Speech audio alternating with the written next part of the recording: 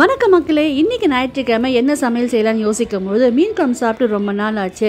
சரி மீன் வாங்கலான்னு வானகரம் மீன் மார்க்கெட் கிளம்பிட்டோங்க. ஆனால் மீன் தலைப்பிடி காலமாச்சு, என்ன மீன் விற்கும்னு தெரியலிங்க.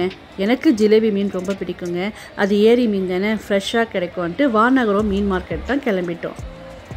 மீன் தரைப்பிடி காலத்துலேயே இவ்வளோ கூட்டம்னா மற்ற நாட்களில் எவ்வளோ கூட்டம் இருக்கும் நீங்களே பார்த்துக்கங்க. வானகத்தை சுற்றி இருக்க எங்களுக்கெல்லாம் இதுதான் காசிமேடு மார்க்கெட் மாதிரிங்க. ஞாயிற்றுக்கிழமை புதன்கிழமைங்களில் மீன் ஃப்ரெஷ்ஷாக இருக்கும், விலையும் கொஞ்சம் மலிவாக இருக்கும்.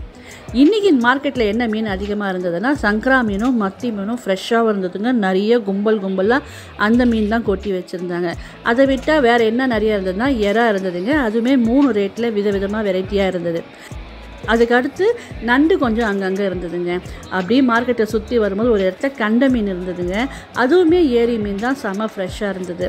நான் ஒரு 2 மீனை தேர்ந்தெடுத்து கொடுத்து எடை போட்டோங்க. அது ஒரு 1.25 கிலோ இருந்ததுங்க. அதை வாங்கிக்கிட்டோம்.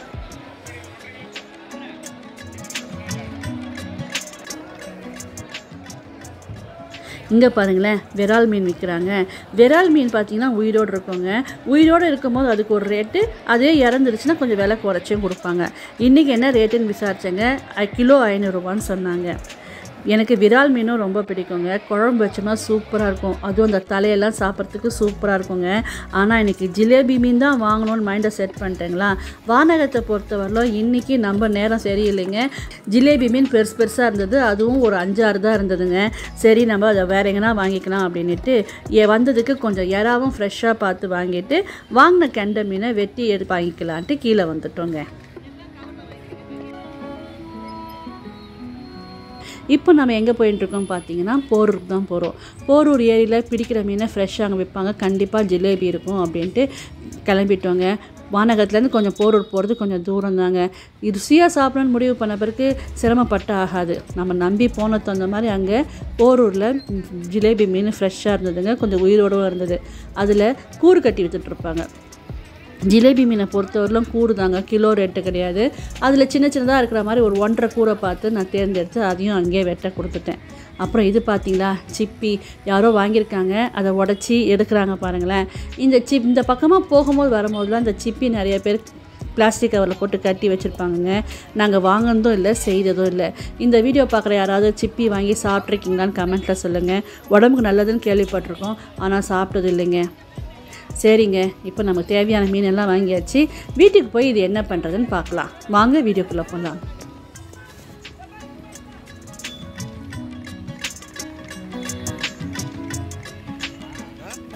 வணக்கம் மக்களே, இன்றைக்கி ஞாயிற்றுக்கிழமை நம்ம வீட்டில் என்ன லஞ்சுன்னு பார்க்கலாங்களா. லாஸ்ட் 3 வீக்ஸாக வெறும் வெஜிடேரியன் காம்போஸாக போட்டோமா. சரி இந்த வாட்டி நான் வெஜிடேரியன் காம்போ, லஞ்ச் காம்போ போடலாம் அப்படின்ட்டு காலையில் வானகரம் போய் மீன் வாங்குறதெல்லாம் தான் நீங்கள் இதுக்கு முன்னாடி பார்த்துருப்பீங்க. என்னென்ன வாங்கின்னு வந்தோன்னு பார்க்கலாமா வாங்க. போரூர் போய் ஜிலேபி மீன் வாங்கின்னு வந்தோங்க. அங்கே ஃப்ரெஷ்ஷாக கிடச்சிது. அப்புறம் வானகத்துலேயே நம்ம எறாவும் கண்ட மீனும் வாங்கின்னு வந்தோம். இதுவுமே ரொம்ப செம்ம ஃப்ரெஷ்ஷாக இருந்ததுங்க. இது வாஷ் பண்ணிட்டோம். இன்னும் மஞ்சத்தூள் உப்பு போட்டு தான் வாஷ் பண்ணணும். இதுக்கு தோல் உரிச்சாச்சு. அதை இந்த நரம்பெல்லாம் எடுக்கணும். இது பாதி வேலை பெண்டிங்க. அதுக்குள்ளே வீடியோ எடுக்கலேன்னு ஞாபகம் மறந்துட்டேன். அதனால் வாங்கின்னு வந்து இது வரல வீடியோ எடுத்துறேன் அப்படின்றதுக்காக வீடியோ எடுக்கிறோங்க. இப்போ நம்ம ஜிலேபி மீன் போட்டு குழம்பு வச்சிடலாம். எறாவை ஃப்ரிட்ஜில் எடுத்துகிட்டு போகிறேங்க. வெட்னஸ்டே பண்ணிக்கலாம். வெட்னஸ்டே வெளியே போகிற வேலை இருக்குங்க. சரி ஃப்ரிட்ஜில் வச்சிட்டோம்னா பசங்க செஞ்சுப்பாங்க, எதனா பண்ணிப்பாங்க அப்படின்ட்டு இது வந்து ஃப்ரை பண்ணலாம் அப்படின்ட்டுருக்கேன். அடுத்து நம்ம என்னென்ன பண்ணுறோன்னு பார்க்கலாமா. இப்போ மீன் குழம்பு வச்சிடலாங்களா. மீன் குழம்பு கொஞ்சம் டிஃப்ரெண்ட்டாக தான் வைக்க போகிறோங்க. மசாலாலாம் கொஞ்சம் எண்ணெயில் வதக்கி அரைச்சி நம்ம வைக்க போகிறோம். செம்ம டேஸ்ட்டாக இருக்கும். எப்படி பண்ணுறதுன்னு வாங்க பார்க்கலாம். மீன் குழம்பு, மீன் வறுவல், அவ்வளோதாங்க இன்றைக்கி நமக்கு லஞ்ச் காம்போ. மீன் வறுவல் யூஸ்வலாக எல்லோரும் செய்கிறது தான். நான் மீன் குழம்பு மட்டும் எப்படின்ட்டு இன்றைக்கி ரெசிபி போடலாம். ரெசிபி பார்க்கலாம். ரீஃபைண்ட் ஆயில் ஒரு 1.5 ஸ்பூன் ஊற்றிக்கிறேங்க. தாளிக்கும் போது நல்லெண்ணெய் ஊற்றிக்கலாம். நிறைய பூண்டு உரிச்சு வச்சுருக்கேங்க. அதில் கொஞ்சம் வதக்கிக்கிறதுக்கு எடுத்து வச்சுக்கிட்டு இதை தாளிக்கும் போது போட்டுக்கலாம். எண்ணெய் காயத்துக்குள்ளே இந்த தக்காளி அரிஞ்சிக்கலாங்களா. மீன் கொஞ்சம் நிறையவே இருக்குங்க. நான் இதில் ஒரு 5-6 பாடி பீஸாக பார்த்து வறுவலுக்கு எடுத்து வச்சுட்டு போகிறேன். இதுக்கு நம்ம குழம்பு கொஞ்சம் நிறைய தாராளமாக வைக்க போகிறோங்க. சொந்தக்கார வீட்டுக்கு கொஞ்சம் கொடுத்து அனுப்பணும் அப்படின்றதுனால இன்றைக்கி நிறையா மீன் வாங்கியிருக்கேன். தக்காளி நிறையா போடுறோம் பாருங்கள். தக்காளி நிறையா போட்டோம்னா குழம்பு டேஸ்ட்டாக இருக்கும். தக்காளி அரிஞ்சிக்கலாங்க எண்ணெய் காயத்துக்குள்ளே. பச்சை மிளகா வதக்கும் போது சேர்க்கறதுக்கு தான். தக்காளி தான் வந்து இதுக்கு நம்ம திக்னஸ் கொடுக்க போதுங்க. வெங்காயம் நிறையா போட்டிங்கன்னா குழம்பு நிறையா வேணும் அப்படின்னு வெங்காயம் நிறையா போட்டுட்டிங்கன்னு வைங்க, குழம்போட புளிப்பு காரெல்லாம் அடிச்சிடும், குழம்போட டேஸ்ட்டாக இருக்காது. குழம்பு நல்லா திக்காக வேணும்னா தக்காளி போடலாம், அதுக்கு தகுந்த மாதிரி நம்ம மிளகாத்தூள் தான் போடணும். இதில் நான் 1 ஸ்பூன் மிளகு போட்டுக்கிறேன், ஒரு 3/4 ஸ்பூன் சீரகம், அப்புறம் சோம்பு ஒரு 3/4 ஸ்பூன் போட்டுக்கிறேங்க. சோம்பா மீன் குழம்புக்கு போய் சோம்பான்னு நினைக்காதீங்க, செம்ம டேஸ்ட்டாக இருக்கும். ஒரு தடவை ட்ரை பண்ணி பாருங்கள்.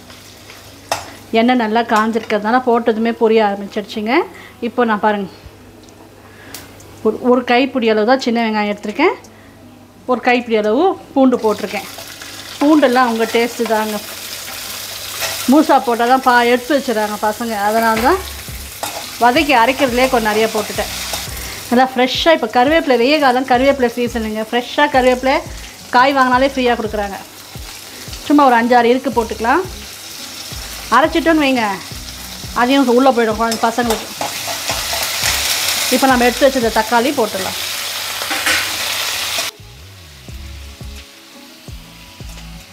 ஸ்லோ ஃப்ளேமில் தக்காளி குழையிற அளவுக்கு வதக்கிக்கலாங்க.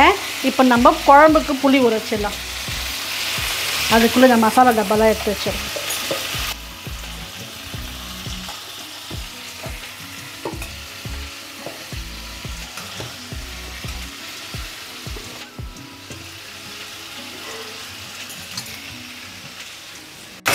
குழம்புக்கு புளி ஊற வச்சிடலாங்களா? ரசத்துக்கும் இதில் எடுத்துக்க போகிறேங்க. நல்லா ஒரு சின்ன குட்டி ஆரஞ்சு சைஸுக்கு புளி எடுத்துருக்கேன். இதை கழுவி ஊற வச்சுட்டு வந்துடுறேன்.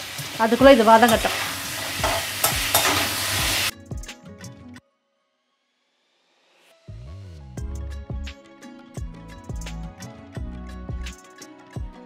நல்லா வதங்கியிருக்கு பாருங்கள், தக்காளியெல்லாம் அப்படியே மசிஞ்சிருச்சு.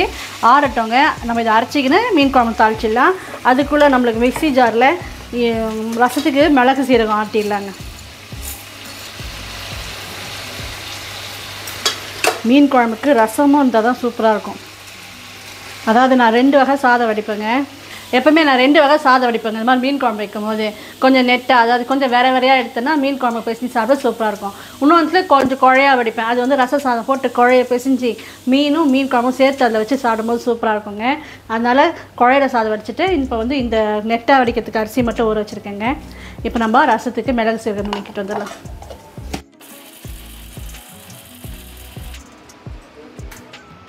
கருவேப்பிலை ரசத்துலேயும் கொஞ்சம் போட்டு ஆட்டிப்பேங்க. இதுதான் என்னோட ரசத்துக்கான மசாலா. புளி ஊறுதுங்க, புளி கடைசியாக ரெடி ஆகும்போது நம்ம ரசம் தாளிச்சிக்கலாம். இதுவும் ஆறட்டு நம்ம ஒலை போட்டுடலாங்களா? குழம்புக்கும் வறுவலுக்கும் மீன் பிரிச்சிடலாங்களா? வாலெல்லாம் வந்து தலையெல்லாம் மீன் குழம்புல சூப்பராக இருக்கும், அதனால் இது சின்னதாக இருக்குது, பார்க்கலாம். இது பெருசாக இருக்குது, மீன் வறுவலுக்கு எடுத்துக்கலாம். தலை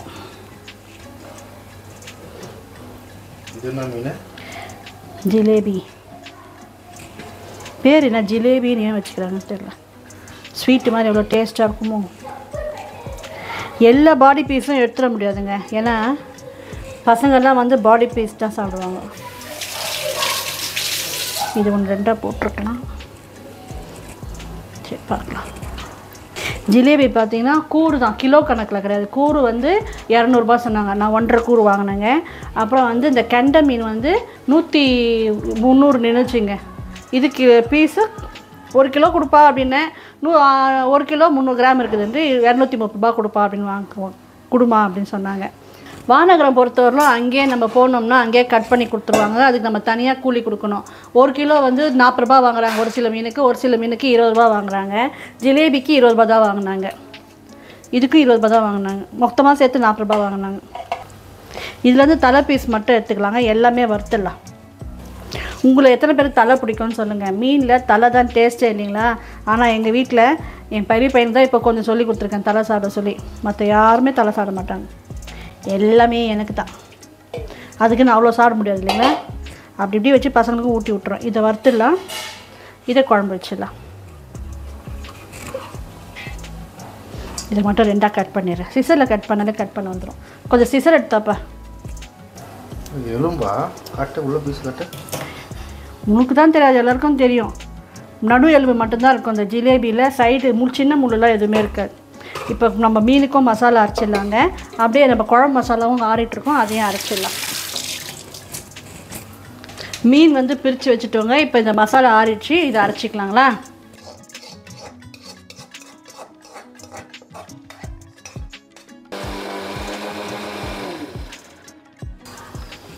நல்லா நைஸாக அரைச்சின்னு வந்துட்டோங்க. எங்கள் அம்மா வந்து அந்த மீன் குழம்புல ஒரு 2 டேபிள் ஸ்பூன் அளவு தேங்காய் துருவல் போட்டு ஆட்டுவாங்க. அது சூப்பராக இருக்குங்க. நான் அது மாதிரி ட்ரை பண்ணேன். எங்கள் அம்மா மீன் குழம்பு வச்சாங்கன்னா பெங்களூரில் எங்கள் ரிலேஷன் இருக்கிறாங்க, அதில் பஸ்ஸில் அவங்களுக்குலாம் பஸ்ஸில் போகும், அவ்வளோ டேஸ்ட்டாக இருக்கும். நான் ட்ரை பண்ணால் அது கெட்டு போகுதுங்க சீக்கிரம் தேங்காய் போடுறதுனால. அதனால் இது என்னுடைய டைப் ஆஃப் வெர்ஷன் மீன் குழம்பு. நீங்கள் ட்ரை பண்ணி பாருங்கள், சூப்பராக இருக்கும். புளியை கரைச்சி குழம்புக்கு தேவையான அளவுக்கு புளியை தேவையான அளவு கரைச்சி எடுத்துக்கிறேன். மிச்சத்தை ரசத்துக்கு எடுத்துக்கலாம். இது ஒட்டை பிழிஞ்சோம்னா ரசத்துக்கு சரியாக இருக்கும். நமக்கு நம்ம அரைச்ச விழுது இந்த புளி கரைச்சலே சேர்த்துடலாங்க. இந்த மசாலாலாம் நல்லா க்ளீனாக கழுவி எடுத்துக்கலாம். என்ன இவ்வளோ தண்ணி ஊற்றுறேன்னு பார்க்காதீங்க, நமக்கு குழம்பு அவ்வளோ குழம்பு வேணும். ஏன்னா அந்தளவுக்கு மீன் வேகணும் இல்லைங்களா? மீன் நிறைய இருந்து குழம்பு இல்லைன்னா மீனே வேகாது. இப்போ இதுக்கு அளவு நம்ம இதையும் கழுவி ஊற்றிக்கலாம். அப்புறமா இந்த குழம்பு தகுந்த அளவுக்கு நம்ம இப்போது மிளகாத்தூள் உப்பு போட போகிறோம். கல் உப்பு தாங்க எனக்கு வாட்ட வரும், கல் உப்பு போட்டுக்கிறேன். அப்புறம் டேஸ்ட் பண்ணிட்டு இன்னும் கொஞ்சம் போட்டுக்கலாம்.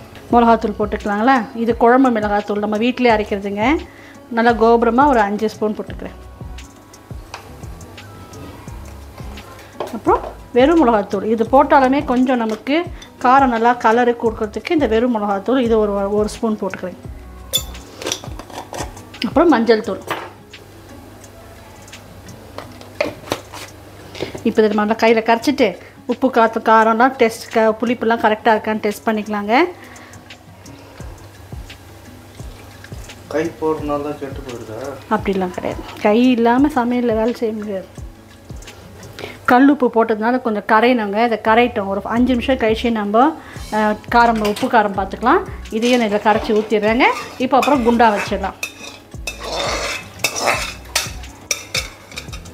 நான் கொஞ்சம் டேஸ்ட் பார்த்தேங்க, புளிப்பாக இருக்குது. அதனால் இன்னும் 2 ஸ்பூன் அளவு மிளகாத்தூள் போட்டுக்கிறேன். உப்பு இன்னும் கொஞ்சம் கரைஞ்சிருக்காது, அதனால் இன்னும் அப்புறமா உப்பு இன்னும் இருக்காது, பார்த்துக்கலாம். நல்லெண்ணெய் ஊற்றிருக்கேங்க. மீன் குழம்புக்கு நல்லெண்ணெய் செம்ம டேஸ்ட்டாக இருக்கும். நான் கறி குழம்பு கோழி குழம்பு எல்லாத்துக்குமே நல்லெண்ணெய் தாங்க தாளிக்கிறது. நம்ம கடைசியாக வடகம் தாளிச்சிக்கலாம். இப்போ வெங்காயம் பூண்டு டைரெக்டாக போட்டுடலாம். மீடியம் சைஸ் வெங்காயம் 1 அரிஞ்சிருக்கேங்க, அதில் பாதி போட்டுக்கிறேன். அப்புறம் 2 பச்சை மிளகாய், முழுசாக பூண்டு அரைச்சி உரிச்சு வச்சுருக்குறீங்களா, அதில் நம்ம ஒரு கை போட்டுக்கலாம். இந்த வெங்காயம் போட்டுக்கலாம். இந்த பூண்டு இந்த வெங்காயமும் நமக்கு மீன் குழம்புக்கு சரியாக இருக்குங்க. இது வதக்கிடலாம் நல்லா.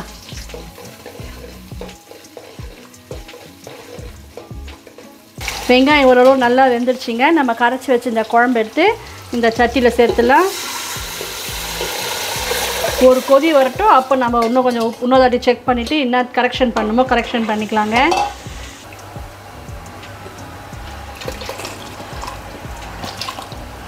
இப்போ குழம்பு பார்த்திங்கன்னா இப்போது இந்த அளவுக்கு தண்ணியாக இருக்குங்களா? இது குறைஞ்சது 20 நிமிஷத்துலேருந்து அரை மணி நேரம் வரலாம் ஸ்லோ ஃப்ளேமில். நல்லா ஒரு கொதி வந்த பிறகு நம்ம உப்பு காரம் புளிப்பெல்லாம் டேஸ்ட் பார்த்துட்டு கரெக்டாக இருந்துச்சுன்னா அரை மணி நேரம் ஸ்லோ ஃப்ளேமில் வச்சு ஸ்லோ ஃப்ளேமில் கொதிக்கினாங்க. அப்போ தண்ணியும் சுண்டிருக்கும், குழம்பு டேஸ்ட்டாக இருக்கும். மீன் போட்டு ஒரு 5 நிமிஷத்தை நிறுத்திடலாம். ஒலை கொச்சிருச்சிங்க. அரிசி போட்டுறேன். அரிசி போட்டுட்டு நம்ம மீனுக்கு மசாலா தடவிடலாம். மீனுக்கு மசாலா அரைக்கலான்னா மிக்ஸி ஜாரில் மிளகு சீரகம் நுணுக்கம் இருந்தது இல்லைங்களா, நம்ம ட்ரையாக வேணும்னு ஃபஸ்ட்டு இதை அரைச்சோம்.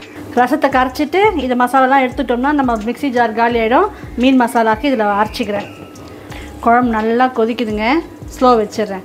மூடி வேணாம், திறந்தே இருக்கட்டும். அப்போ தான் மிளகா நெடியெல்லாம் போவோம். ரசத்துக்கு தேவையான அளவு உப்பு போட்டுடலாம். ரசம் வேலை ஆயிடுச்சு. கொத்தமல்லி கருவேப்பிலை தான் போடணும். இதை தாளிச்சிடலாங்களா? அதுக்குள்ளே நான் மீன் மசாலாவுக்கு வெங்காயம் அரைச்சிக்கிறேன். இந்தளவு மீன் வறுவலுக்கு மசாலா எவ்வளோ போடுறதுன்னு பார்க்கலாங்களா? கொஞ்சம் புளி கரைச்சி வச்சுக்கிட்டேங்க. ஒரு கைப்பிடி அளவு பூண்டு போட்டுக்கலாம். தோலோடு பூண்டு போட்டாலும் டேஸ்ட்டாக தான் இருக்கும்.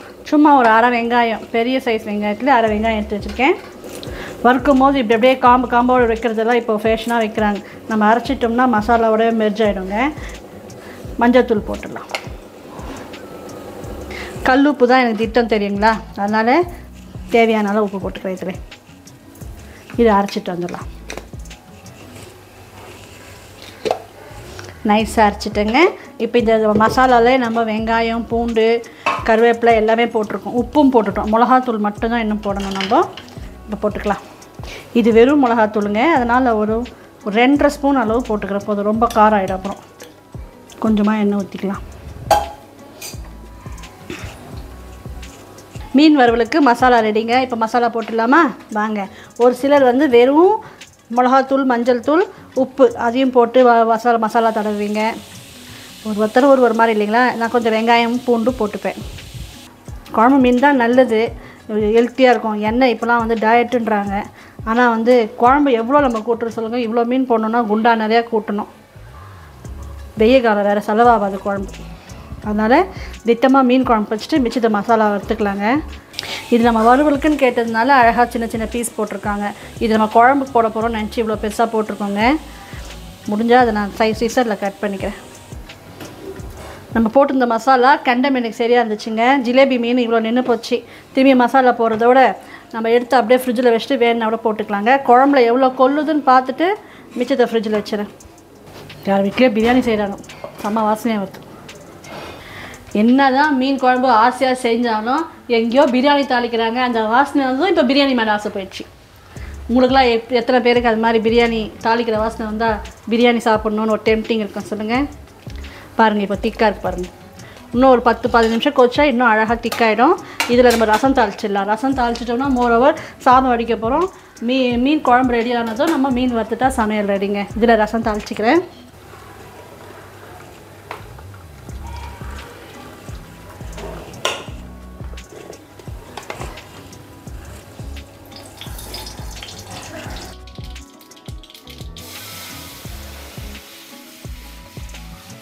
குழம்பு பாருங்கள் இப்போ எப்படி இருக்குது, சூப்பராக இருக்கா? இன்னும் 10-15 நிமிஷம் கொச்சிச்சுன்னா இன்னும் டேஸ்டியாக இருக்கும்.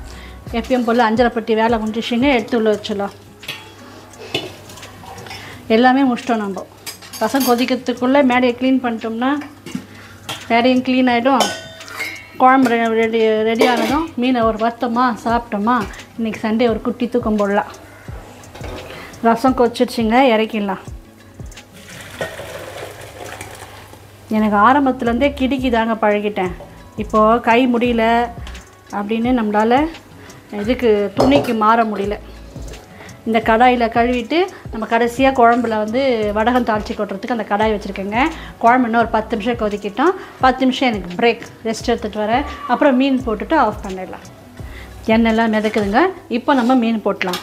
மீன் போட்டால் இன்னும் கொஞ்சம் தண்ணி விடும். மீன் நிறையா தான் இருக்குதுங்க. எவ்வளோ கொள்ளுதுன்னு பார்த்துட்டு அவ்வளோ போட்டுக்கிறேன். மிச்சத்தை ஃப்ரிட்ஜில் வச்சிடலாம்.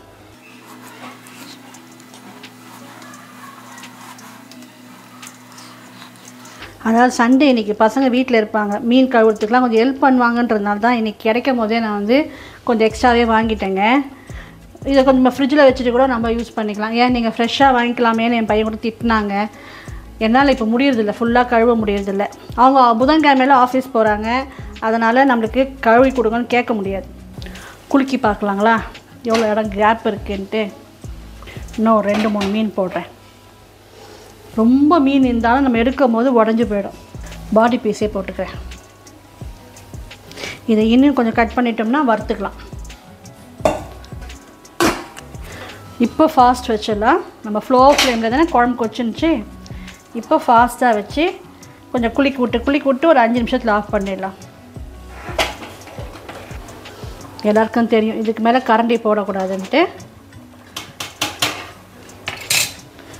கொஞ்சம் நேரம் ஒரு 5 நிமிஷத்தில் ஒரு 2 நிமிஷம் ஃபாஸ்ட்டாக இருக்கட்டும். ஒரு 3 நிமிஷம் ஸ்லோ ஃப்ளேம் வைக்கலாம்.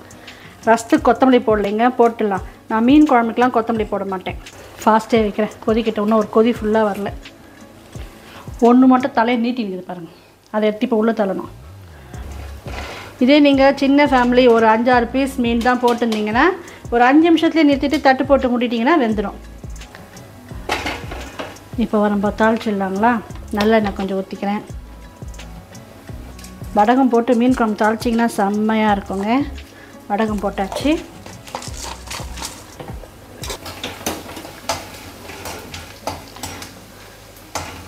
ஏன் அதே கரண்டி போட்டிருக்கலாம்ல? மீன் குழம்பு கரண்டியே போட்டோம்னா நல்ல கேள்வி. இந்த கடாயில் நம்ம எந்த நான்வெஜ்ஜுமே பண்ணலைங்க. நான்வெஜ் கரண்டி போட்டோம்னா இதை தொலைக்க வேண்டியதாகிடும். இப்போ இது வந்து வெஜிடேரியனுக்காகவே இருக்குது. எதனா நைட்டுக்கு சூடு பண்ணுறது இல்லைன்னா நாளைக்கு கூட தட்டு போட்டு மூடி வச்சு யூஸ் பண்ணிப்பேங்க. அப்புறம் இப்போ ஒரு சீக்ரெட் பவுடர் போட போகிறோம். இது பார்த்திங்கன்னா கடுகு வெந்தயம், ஊறுக்காக்கெலாம் போடுவோம் இல்லைங்களா, கடுகு வெந்தயம் வறுத்து அரைச்சி வச்சுருப்போம்ல, அதுதான். சும்மா ஒரு 1/2 ஸ்பூன் போட்டுட்டு ஒரு கலந்தது தட்டு போட்டு மூடிட்டு சாப்பிட்டோன்னு வைங்க, சும்மா அப்படியே மீன் குழம்பு தேனாட்டம் இருக்கும். ஐயோ வெந்தயம்லாம் போடுறோமே கசக்குமோ அப்படின்னு நினைக்காதீங்க. என்னை நம்பி உதவி செய்து பாருங்கள், செம்ம டேஸ்ட்டாக இருக்கும் அந்த மீன் குழம்பு. ஆஃப் பண்ணிட்டேங்க. மூடும் போது இப்படி பாதி மூடலாம், இல்லைனா தண்ணி வேர்த்து போய் மீன் குழம்பு ரொம்ப தண்ணி ஆகிடும். இப்போ நம்ம மீன் வறுத்துடலாங்களா?